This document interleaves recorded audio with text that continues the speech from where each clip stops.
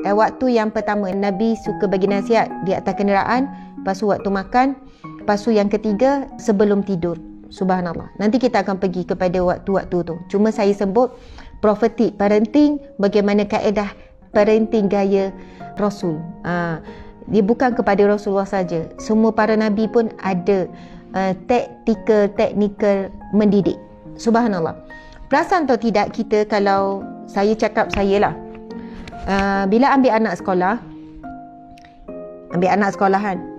anak kami 5 orang sekolah. Dulu memanglah saya selalu ambil masa sekolah sebelum Covid dulu kan. Sebab suami saya kerja di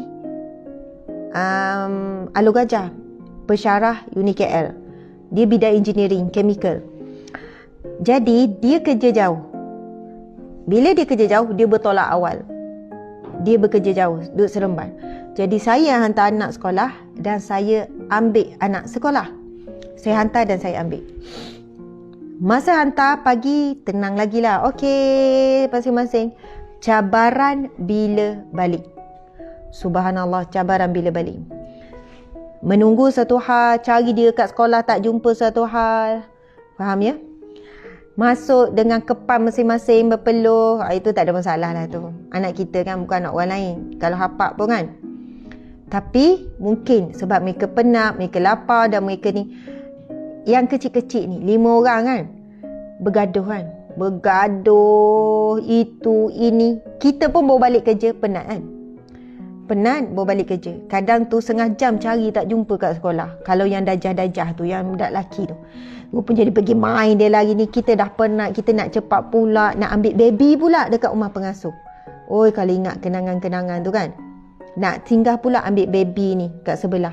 Baby pula kadang tu menangis sampai muntah-muntah, tak nak duduk kasih.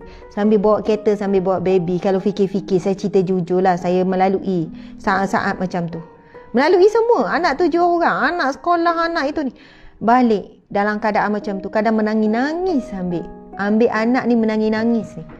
Kan kadang tu kita ambil dalam keadaan kita dah stres, tempat pejabat, kita penat, lepas tu ambil anak seorang-seorang kat sekolah berbeza. Okey lah.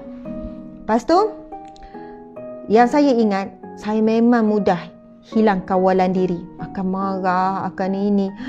Duduk diam. Macam tu. Diam boleh tak diam? Tolong diam. Janganlah nak bergaduh. Tapi anak bukan robot. Keras, diam. Bila tekan butang diam tu kan. Masya Allah. Adalah benda yang tak kena. Nak ke sampai ke rumah tu kan. Masya Allah. Tapi bila saya jumpa hadis ni kan, saya kata ya Allah, ada sebab kan. Bila kita mandu, kita bawa ni, kita nak marah dia, tapi sebab kita tetap kena bandu dan tetap kena tengok depan. Tapi masa dekat traffic light, tangan ni pusing juga belakang nak cubit anak tu. Pusing juga. Subhanallah, Allahu Akbar. Lepas tu kan, bila saya baca hadis Nabi suka bagi nasihat. Bila berada di atas kenderaan, saya mula ubah masa tu. Tapi lama jugalah kan. Sebab tu kata ilmu ini cahaya. Ilmu bila kita dapat, kita kata ya Allah, Nabi suka bagi nasihat. Okey. Masa tu bila dah ni okey, anak-anak semua dengar Yumi ada nak bagi beberapa nasihat. Dengar gini-gini tolong. Okey, mula dulu naik kereta semua dengan zikir. Okey, semua gini-gini. Sebab antaranya bila saya baca teknik ni muslimin-muslimat yang mendengar nasihat, kalau kita tak ngadap betul-betul muka ke muka, ada satu momen ataupun ada setengah orang dia lagi mudah terima berbanding tengok depan. Kita panggil anak kita depan. Contoh, Imran, Umi nak cakap sikit. Depan-depan kan. Contoh, itu nak salah seorang nama anak saya. Kadang-kadang ada anak dia tak selesa depan-depan. Dia pun dengar tak ni Umi cakap? Dengar. Macam tu kan. Melilau-lilau gitu. Rupanya memang ada setengah orang dia lagi selesa bila mata tak tengok. Bila kita bawa kereta, mana ada ngadap? Semua ngadap depan. Tapi dia dengar dengan lebih tenang. Sebab kita pun tahu kadang muka kita bukan sweet je selalu. Kalau nasihat anak kan bukan senyum sweet je kan. Subhanallah, Allahu Akbar. Dan ketika berada di atas kenderaan, semua duduk.